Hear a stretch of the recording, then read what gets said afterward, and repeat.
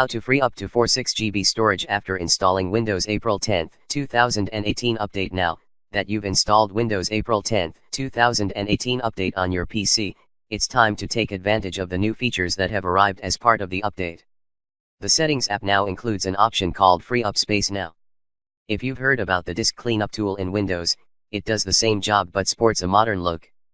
You might be knowing that after every major Windows update, a lot of data from the previous Windows installation is dumped in a folder called Windows.old.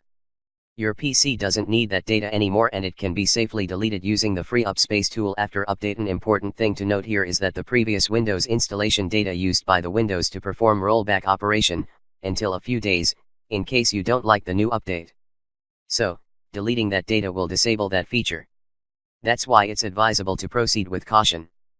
You can claim all the important space on your hard drive using the Free Up Space tool.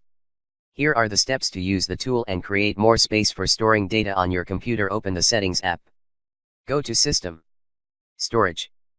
Under Storage Sense, click Free Up Space Now.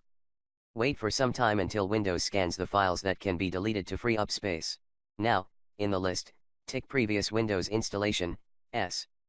In my case, it consumed around 46 GB of space, but it can vary from machine to machine. You can tick Can Other Stuff if you want. Most of it is created automatically over time. Next, click the Remove button. It will take some time for the tool to delete the desired files from your new Windows installation. In the meantime, you can minimize the window you want. So, this is how the Free Up Space tool can help you get back the valuable space which otherwise would have been wasted.